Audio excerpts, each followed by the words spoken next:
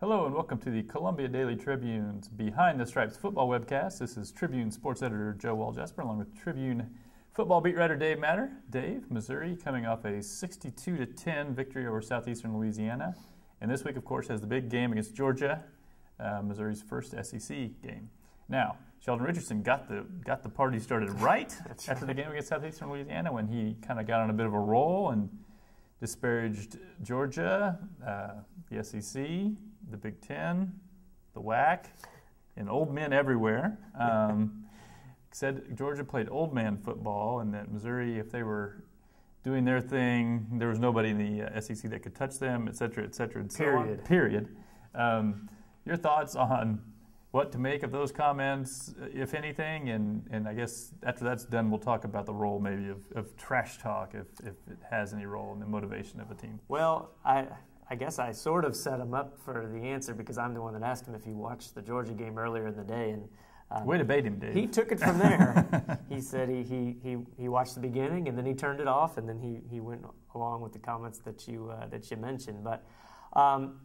A little surprising that a Missouri player would go off publicly on their new league and their new first opponent, and a pretty good opponent too. Not so surprising that it came from Sheldon, who's a very confident guy, and he's said things before maybe that weren't so harsh. He made the comments about Texas last year, but he kind of picked on Texas when they were having an off year.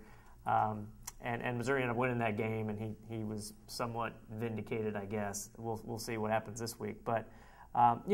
He kind of just touched on what has really been all the buildup going into this season, the whole perception of Missouri not fitting into this league, Missouri's style not matching up with the style in the SEC, and he kind of just took it to a whole other level and really kind of disparaged Georgia and their style that's worked pretty well for them in the SEC.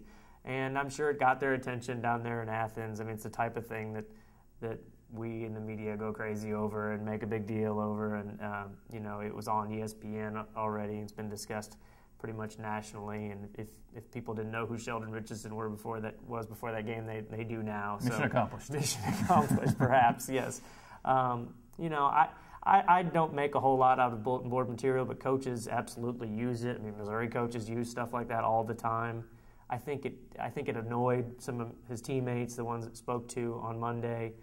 But they know that it's going to come back and it's going to be brought up to Georgia's players, and they'll use it just like Missouri uses, similar things that are said about them. And a lot's been said about Missouri, too, going into the season, not by players of other teams, but maybe by media people or fans or whatever that don't think Missouri fits in. So that's what happens.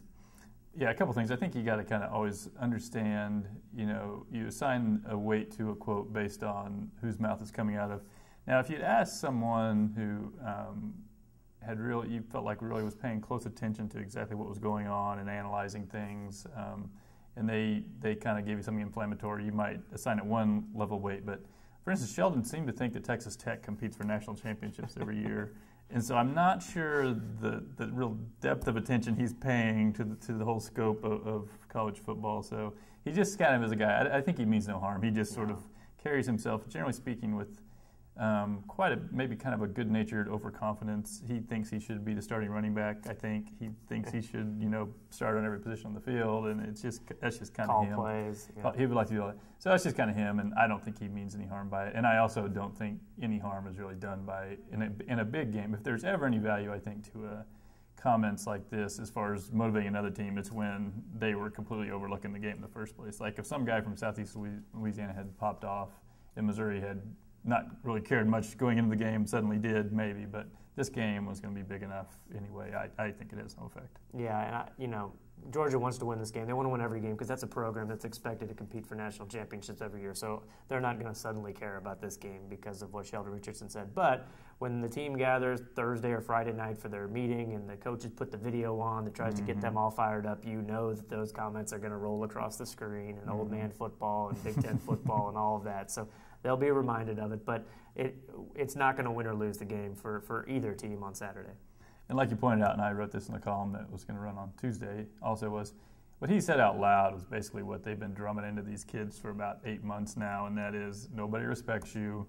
People think you're going to walk into this league and get run over. Well, we got a surprise for them. They didn't want him to say it out loud. They didn't want to say it the way he said it. But that's kind of, I mean, they wear shirts at practice every day that say respect on them. I mean, this is clearly the motivational tactic they've been using for 8 months. And, you know, you can't be too surprised when someone finally says it out loud. Yeah, and to, I guess, the coach's credit, it did sink in with Sheldon. He was listening. He bought the respect card that they're trying to play. Okay, and tomorrow's webcast, we'll talk a little bit about Missouri's star from the game against Southeastern Louisiana, Marcus Murphy, the punt returner who set some records, and look ahead to see if we think this is the kind of player who could be a big factor in punt returning the rest of the year.